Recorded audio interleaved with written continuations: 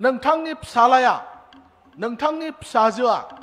बै जनता कलेजाव फरायोब्ला क'क्राझार गभर्नमेन्ट कलेजाव फरायनाय दङबा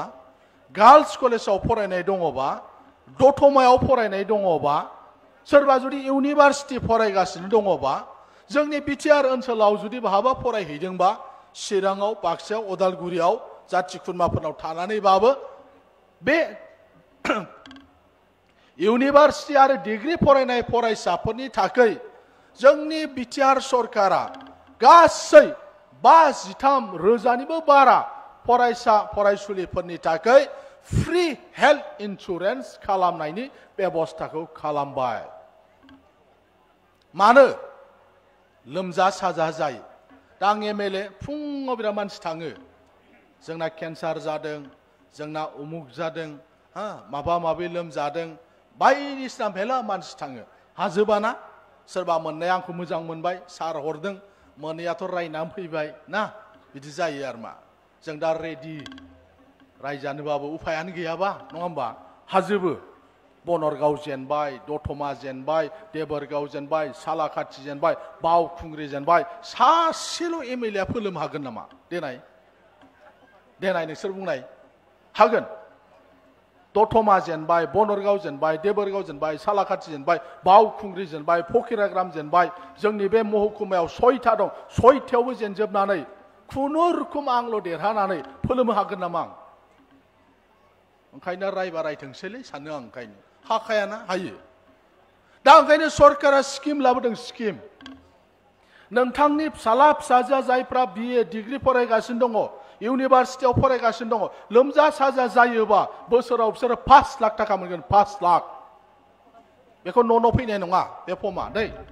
जाय कलेजाव फरायो बे कलेजनि प्रिन्सिपाला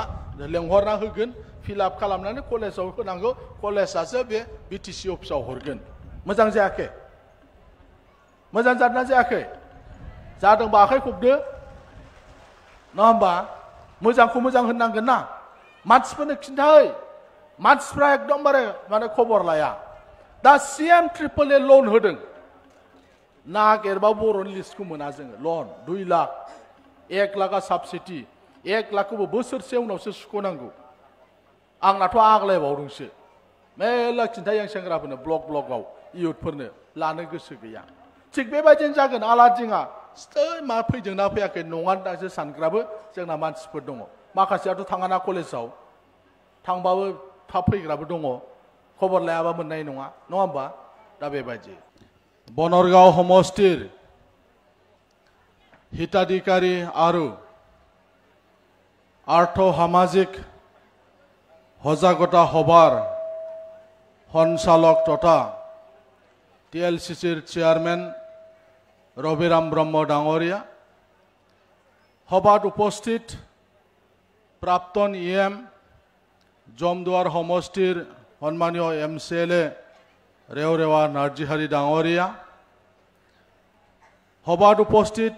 PNRD डिपार्टमेंटर एडवाइजर प्राक्तन BDO समीर बसुमतारी डांगरिया आमार এই সভাত উপস্থিত কবিরঞ্জন ব্রহ্ম অসম অলিম্পিক সন্থাৰ সন্মানীয় উপসভাপতি ইয়াতে উপস্থিত কোকৰাঝাৰ ডেভেলপমেন্ট ব্লকৰ BDO প্ৰকাশ চন্দ্ৰ ডাঙৰীয়া দতমা ডেভেলপমেন্ট ব্লকৰ BDO বিমলা বৰগয়াৰী ডাঙৰীয়ানী সভাত উপস্থিত সুৰজ মুছাহাৰী ডাঙৰীয়া কোকৰাঝাৰ জিলাৰ UPPLৰ সাধাৰণ সম্পাদক সভাত উপস্থিত কোকৰাঝাৰ সাব ডিভিজন SC বৰ্ডৰ চেয়াৰম্যান দীপক ৰঞ্জন দাস ডাঙৰীয়া মঞ্চত উপস্থিত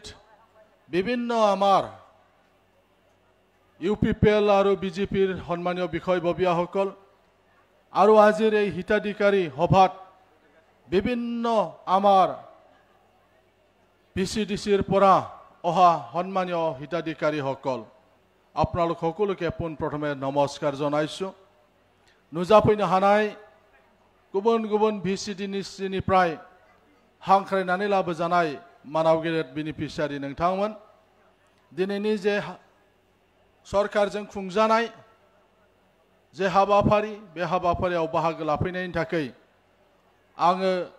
क'क्राझारनि एमएलए जानानै नोंथांमोन साफ्रोमखौबो आं साबायखर बावदों। सरकारा बेबायदि हाबाफारि खुंनायनि गेजेरजों नोंथांमोननो माखासे बाथ्रा फोरमायनो नागिरदों। आथिखालाव बिटिआर जे सरकार बे बिटिआर सरकारा मा हाबाफारि लागासिनो दङ बे बाथ्राखौनो फोरमायनो थाखाय समष्टि सरकारा बेबायदि हाबाफारि लादों। বর্তমান আমার যে সরকার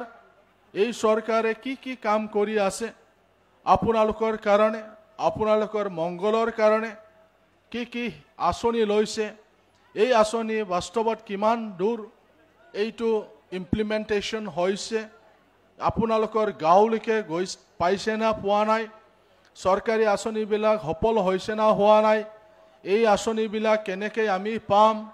এই আঁচনিবিলাক কোনে কি কৰি আছে এই গোটেই কথাবিলাক বিতংকৈ ক'বলৈ এনেকুৱা সজাগতা হবা আহ্বান জনা হৈছে। আমাৰ সঞ্চালক ডাঙৰীয়াই কৈছে অলপ পিছত আমাৰ সন্মানীয় চিফ প্ৰমোদ বড়ো ডাঙৰীয়াও আহি পাব। গতিকে মই বেছি দীঘলীয়াকৈ ক'ব বিচৰা নাই। আমাৰ চিফ যেহেতু নিজে আহিব আৰু তেওঁ চৰকাৰৰ বহুকেইটা আঁচনিৰ ওপৰত ক'ব এইকাৰণে মই দীঘলীয়া কৰিব বিচৰা নাই। মানগোনাं ৰাইজো ৰাজা नोंथांमोन लामा दालां बान्दो बायदिसिनाफ्राथ' जागोन जेरै दा नैबे साखाथिजों बै रामफल बिल आथियाबारि थिनालिनिफ्राय क'क्राझार बे शान्तिनगरसिम बे लामाया आगोल फिसामोन गुसेबमोन दा बेखौ आं आसाम माला होननाय मोनसे सरकारनि लामायाव बेखौ सोसनना होनानै दा बेसेबांबा गुवार जाबाय दा ओरै नोंथांमोननिथिंजाय मावग्रोदों आरो बेखौ दायो शान्तिनगर क'क्राझारनि शान्तिनगरसिम बे लामाया फुवारगोन बेखौ आसाम माला होनना बुंदों। এই যে ৰাস্তাটো আমি আহিছো আগত সৰু আছিল কিন্তু মই এইটো আসাম মালা স্কিমত দি পেলাই এইটো মই বহল কৰিছো। শান্তিনগৰৰ পৰা আমাৰ এই নেশনেল হাইৱে লৈকে হ'ব। ৰাস্তা হলে আমাৰ কি হ'ব বহুত মানুহে কয় লামা জামালে मा जानो जों जेबो मोनाबा नङा होमबा आं ओंखायनो बुंदों रास्ता হলে কি হ'ব रास्ता হলে তো মই একো নাপাম না দলং হলে কি হ'ব দলং হলেও তো মই একো নাপাও স্কুল কলেজ হলেও তো মই একো নাপাও जों बिदि सानो आरो होनोबो ना लामा जाखालाय मा जानो सार लामाखौथ' नों हरखानांगौ होनना बुङो आंखौ नोंसोर लागाव लामा हरबाय होनबा गोसोआ गोजोना नोंसोर लागाव उमुक हरबाय स्किम होनबाबो गोसोआ गोजाना जोंनो नांथारगौ माबा मोनसे नांथारगौ नङा होमबा न'खर माबा मोनसे नांगौ होमबासो गोजोनो नङाबा आंनि समस्थियाव मेला गिदिर खामानि जागासिनो दङ। नैबे मासनि जोबथाथिंजाय गिदिर 100 कौटिनि स्टेडियाम जागोन बै कालचारेल कमप्लेक्सनि उनथिंजाय टेन्डार गासिबो जाखांजोब्बाय दा आसामनि चिफ मिनिस्टारा गावनो फैना गायसनफैनो लुबैदों 100 कौटिनि स्टेडियाम जागोन नालाय मालाय डिस्ट्रिक्टआव 60 कौटिल' जादों जोंना 100 कौटि जागोन गिदिरसिन जागोन। मा जाखो बहक पानी हे परिसे दैसो गोलैदोंनो दे जेबो नङा दाना गिनांगौ गैला जोंनाव ना दे एसे गरमल' जादों दा नंगौना नङा माबा मोनसे लामा दालां बान्दो बायदिसिना जाबाबो एसे आमथा जायो आरोखि जों माबा मोनागौ माने ना मालायफ्रा होनदों ओंखायनो दस्रा बिरोधी हान्जाफ्रा बेरेखा हान्जाफ्रा बे सरकारा खालि मा बेनिफिसारिल' बानायगासिनो दङ होननानै বিরোধী দলে কই আছে অকল বেনিফিসারি সৃষ্টি করেছে বেনিফিসারি সৃষ্টি করা সরকার নাকি বলে কয় রাস্তা দলং কিবা কিবি আন্তঃগাঁথনি হলেও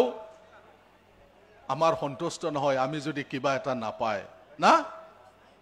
এই কারণে সরকারে অসম সরকার আর বিটিআর সরকারে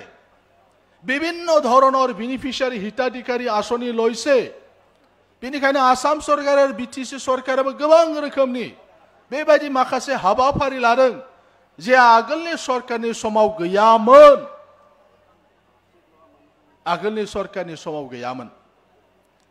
अनसाय बिथांखि होननाय दंमोन नामा आगोलनि सरकाराव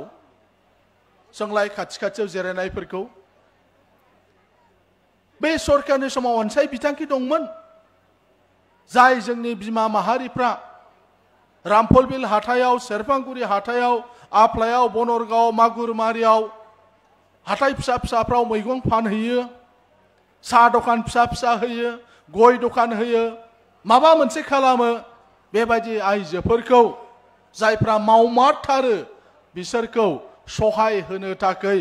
अनसाय बिथांखि लादों 5,000 जाहाथे फिथा दखानखौ एसे फेदेरनानै लानो हायो दैलां फैयोबा प्लास्टिक गोदान बायनो हायो खुन्थिया सोलायनांगौबा सोलायनो हायो माबा मोनसे मैगं बायदेरनांगौबा बायदेरनो हायो बिनि थाखाय जोंनि नैबेबायदि देबरगाव समस्ति बनरगाव समस्ति दतमा समस्तियाव खनसे होगासेयाव 200 आइजोफोरनो अनसाय बिथांखि होदों बे आगोलनि सरकाराव गैयामोन बियो नांगालनि सरकाराव আমার সরকারে অনসাই বিথাঙ্কি দিছে কিছুমান নাম বড়ত রাখিছে কিছুমান নাম অসমীয়াত রাখিছে অনসাই বিথাঙ্কি যিসকল আমাৰ মহিলাবিলাকে বজাৰত শাক পাচলি বিক্ৰী কৰে পান তামোলৰ দোকান দিয়ে পিঠা দোকান দিয়ে সৰু চাহ দোকান দিয়ে তেওঁলোকে যাতে সহায় পায়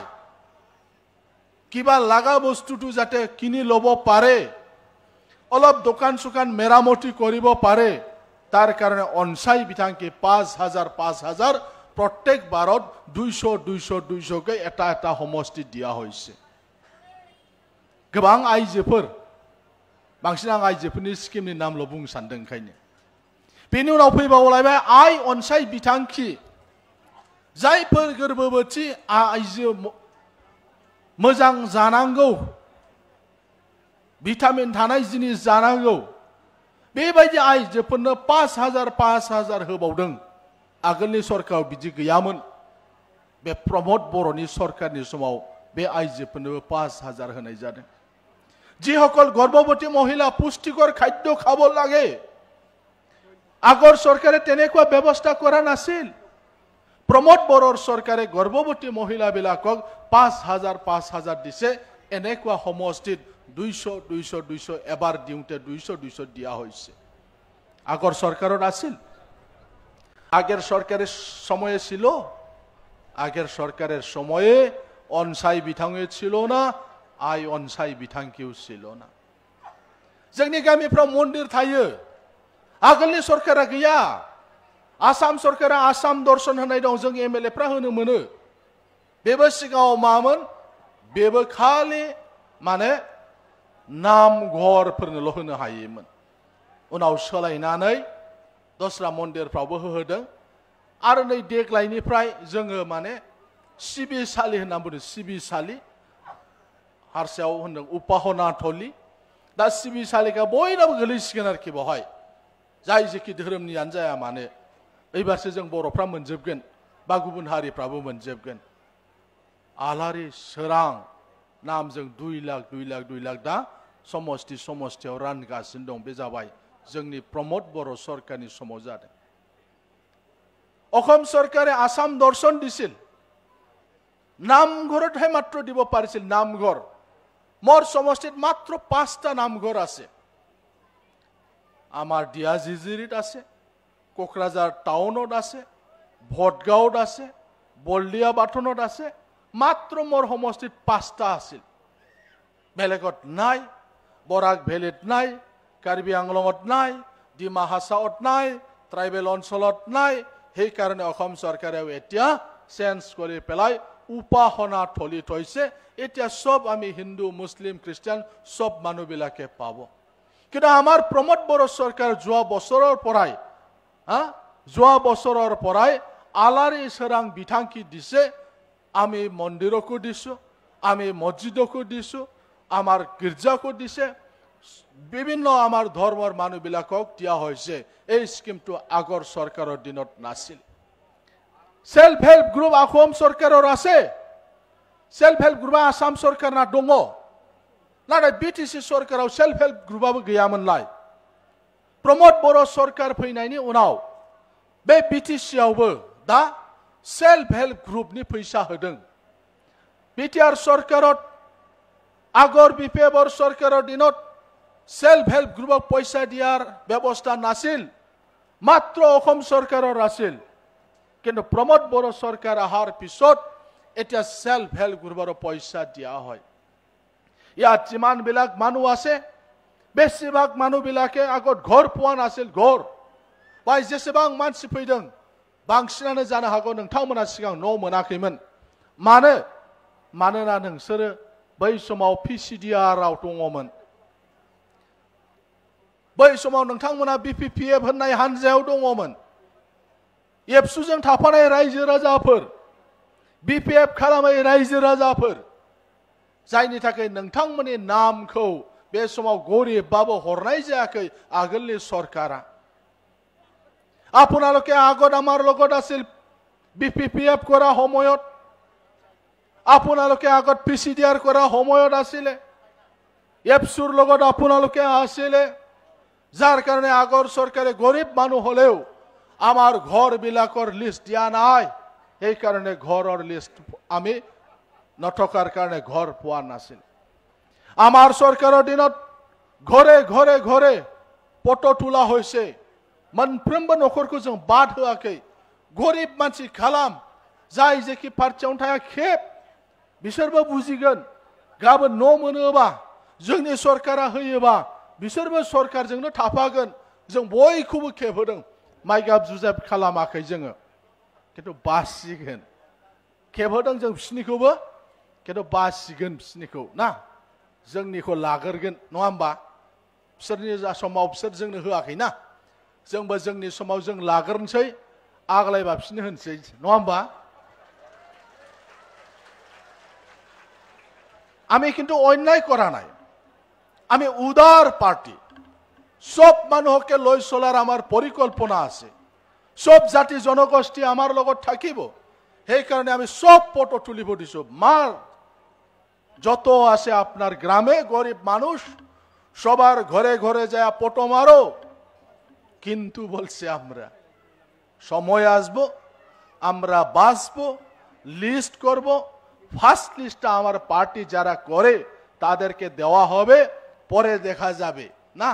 অন্য লোকেরাও যদি আমার পার্টিকে সাপোর্ট করে, আমার সরকারকে যদি সাপোর্ট করে, তাহলে ওদের লিস্টটাও দেওয়া হবে। এনেকৈ আমি কৰিবৰ কাৰণে ঠিক কৰি আছো। সেই কাৰণে সিহঁতক ক'ব লাগে সরকারের লগত থাকক। সরকারের লগত থাকিলে আপনার ঘর হব, আপনার রেশন কার্ড হব, আপনার অৰুণোদয় হব, সব কিছু হয়ে যাব। এতিয়া অৰুণোদয় লৈ পেলাই বহুত অলপ হুলস্থুল হৈ আছে। অৰুণোদয়खौ লানাनै বিराद रायलायदों ना नोंथांमोनाबो। जोंनाबा हाबगोन ना हाबा, खम सफैदोंनो, थोजोबनाय नङानो, बायदिसिना रायलायो। एसे जोंनावबो सोंहर, फन खालामहर ना, थां जोंनावबो, गिनांगौ गैया। दा सरकारनि बायदियै मोनसे मोनसे समस्थियाव समान राननांगौ जायो नालाय, बेखौ राननाय जायो। आरो बाहाबा जुदि थोआबा, नोंथांमोना सानबाय थोनाय नङालै जोंनाव 20तासो नांबावगौमोन होनना बुङोबा, बेखौ एसे उनाव मोनगोन। माबोरै मोनगोन? डिसि अफिसाव थायो माखासे, डिसि अफिसाव थायो, डिसिनि खथायाव, स्टेट खथायावबो थायो। गासै दाजाबोबा 7-8 हाजार फर्मा थाबावो।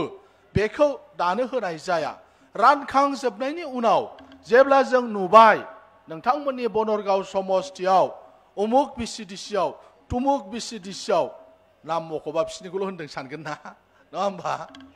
उमुक तुमुक होनबाय आङो, ओंखायनो जेसेबां दङ बे बिसिडिसियाव थालांनायफोरखौ दोनां जों मेम्बार नालाय, आरो माखासे मानसि दंबावो मेम्बार, जोंनि पार्टिया सायख'ना हरनाय। मिटिं जायोबा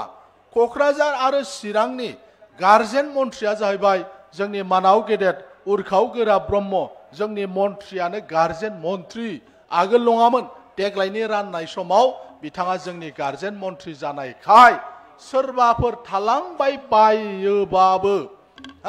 बाहाबा थोआ जाबाय बायोबाबो, बै 7-8 हाजार जे थाबावगोन जोंनि डिसि अफिसाव, अब्ला बेखौ जोङो बिख'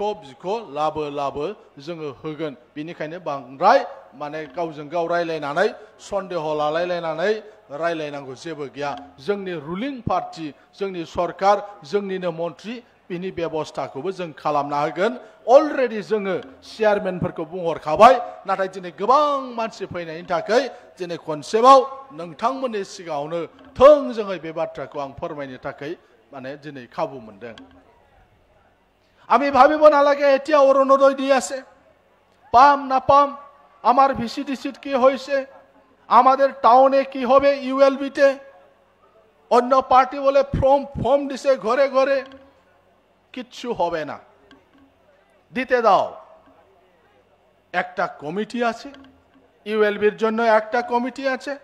রুরালের জন্য একটা কমিটি আছে সমষ্টি লেভেলে একটা কমিটি আছে ডিস্ট্রিক্ট লেভেলে একটা কমিটি আছে আর কোকরাঝার আর শিরাঙের গার্জিয়ান মন্ত্রী হইল আমাদের দলের জ্যেষ্ঠ নেতা ফাউন্ডার প্রেসিডেন্ট আসাম সরকারের মন্ত্রী ইউজি ব্রহ্ম আমাদের গার্জিয়ান মিনিস্টার তাই কোকরাঝার আর শিরাঙে কোনো অসুবিধা হবে না আমার অসুবিধা নহব আমার নিজের মানুহে গার্জিয়ান মন্ত্রী মই কৈ আছো বৰত যে আমি শুনিছো আপোনালোকে আলোচনা কৰিছে আমাৰ বুডত কম হ'ব আমাৰ ভিসিডিসিট কম হ'ব ভাবিব নালাগে এটো এটা নিয়মত যাব যত যেনেকে পঠাইছে যাব দেখিল আপোনাৰ ভিসিডিসিট 10টা লাগিছিল 20টা লাগিছিল পাব তাৰ কাৰণে ব্যৱস্থা আছে ডিসি অফিসত 7-8 আৰু থাকিব ষ্টেট কোটা আছে ডিসিৰ কোটা আছে এই বিলাক পিছত দিয়া হয় যিবিলাক জেনুইন যিবিলাক পাব লাগে তেনেকুৱা যদি মানুহ থাকে তেতিয়া হলে আমি কমিটিত থাকা মানুহবিলাকে আমি এমএলএ আৰু আমাৰ মন্ত্ৰী আছে যি আমাৰ গাৰ্জিয়ান মিনিষ্টাৰ আমি লিখি পেলাই কোন ভিসিডিসিট কিমান দিব লাগে তেনেকুৱা দিয়াৰ পিছত আমি এই অৰুণোদয় যে ফর্ম এই ফর্মটো পাম যদি কতবা বাদ পৰি যায় दिनैसिमाव सप्तासेल' जादों गोदान मोनसे आरोबाव स्किम जोंनि सरकारा लाबोदों गोदान स्किम माबादि स्किम नोंथांनि फिसालाया नोंथांनि फिसाजोआ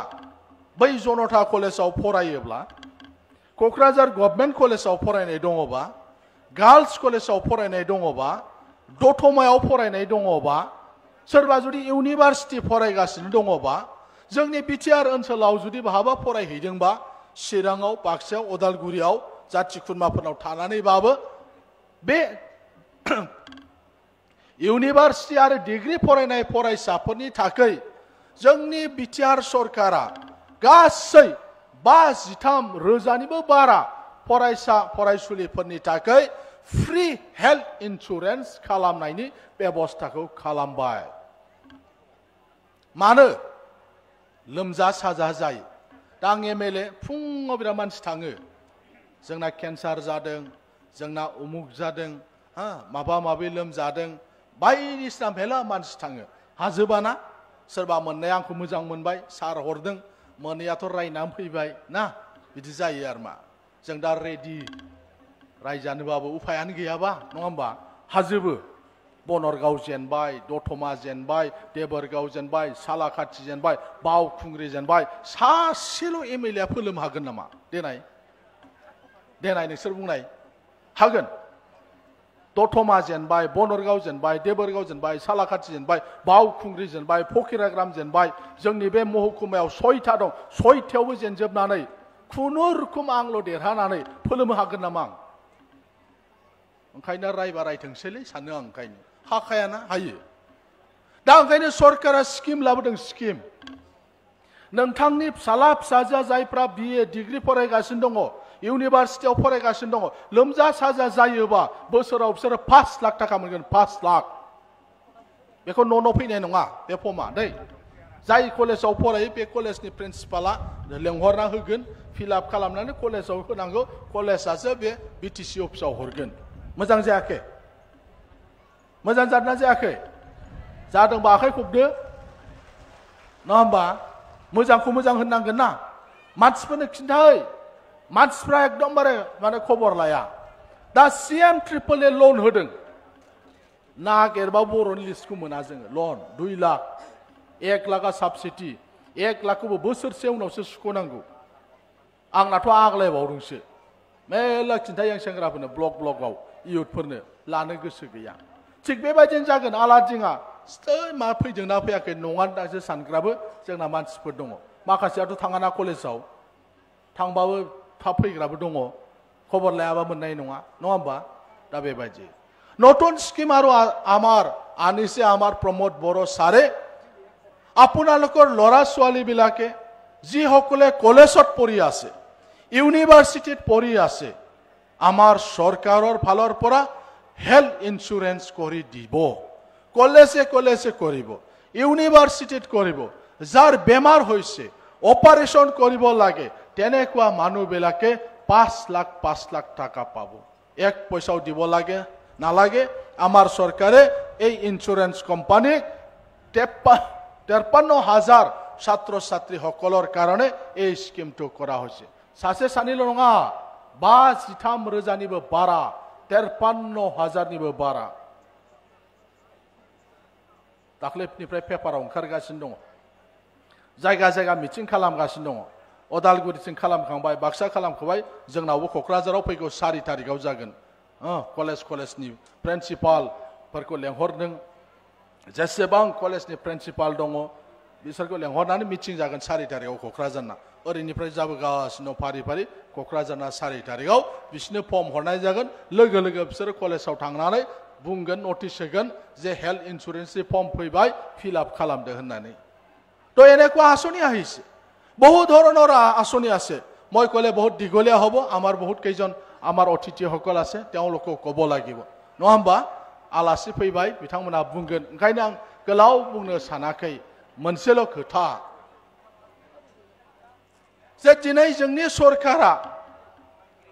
रायजो राजाफोरनि थाखाय आइजोफोरनि थाखाय बायदि रोखोमनि स्किम लाबोदों लामा दालां बान्दो स्कुल कलेज बानायनायनि अनगायैबो थांनानै थानांगौनि थाखाय नखर संसारा सोलिनांगौनि थाखाय बायदि रोखोमनि बेबायदि बेनिफिशियारि स्किमफोर लाबोदों मोनग्राफ्रा मोजां मोनदों मोजां मोनोबा सरकारखौ मोजां मोनबावनांगोन नङा होमबा सरकारा अननाय होदों सरकारा अननाय होदोंबा सरकारनोबो अननाय होफिननांगोन बेनिखायनो बायदि रोखोमनि स्किमफोर दंबावो दा जोंनि मानगोनां सिबानो बुंगोन बेनिखायनो फैगौ सेप्तेम्बर दानाव मोनसे बिसायख'थि जागोन बे सरकारा मोजां मावदोंबा बे सरकारखौ लाबोफिननायाव नोंथांमोना मदद खालाम আমার এই সরকারে রাস্তা দলং আন্তঃগাঁথনি নির্মাণ করার বাদেও আর্থিকভাবে যাতে আমার ঘর বিলাক পরিয়াল বিলাক যাতে চলিব পারে তার কারণে সৰু ডাঙৰ বিভিন্ন ধৰণৰ স্কিম আঁচনি আনিছে হিতাধিকাৰীক দিছে বহুত আঁচনি সেই কাৰণে মই আপোনালোকক ক'ব বিচাৰিছো মৰম দিলেহে মৰম পায় বুলি কৈছে না সেই কাৰণে চৰকাৰে আপোনাক যেহেতু মৰম দিছে এই চৰকাৰক আপোনালোকে মৰম দিব লাগিব প্ৰমোদ বড়ো চৰকাৰে ভাল কাম কৰি আছে মাটিৰ পাট্টা দি আছে কিবা কিবি কাম কৰি আছে যদি প্ৰমোদ বড়ো ভাল পায় সেপ্টেম্বৰত নিৰ্বাচন হ'ব এই সেপ্টেম্বৰত যাতে আপোনালোকে এই চৰকাৰ যাতে আহে আৰু বেছি ভাল কাম কৰিব পাৰে তাৰ কাৰণে আপোনালোকে এই চৰকাৰ যাতে আহে তাৰ কাৰণে আপোনালোকে আশীৰ্বাদ কৰক মৰম কৰক মই আৰু বেছি দীঘলীয়া কৰিব বিচৰা নাই সকলোকে মই ধন্যবাদ জ্ঞাপন কৰিছো আজিৰ যি চৰকাৰী যি কাৰ্যসূচী এই কাৰ্যসূচীত আপোনালোকে আহি সহযোগ কৰাৰ কাৰণে সকলোকে ধন্যবাদ জনাই মোৰ বক্তব্যটো মই ইয়াতে সামৰি মাৰিছো ধন্যবাদ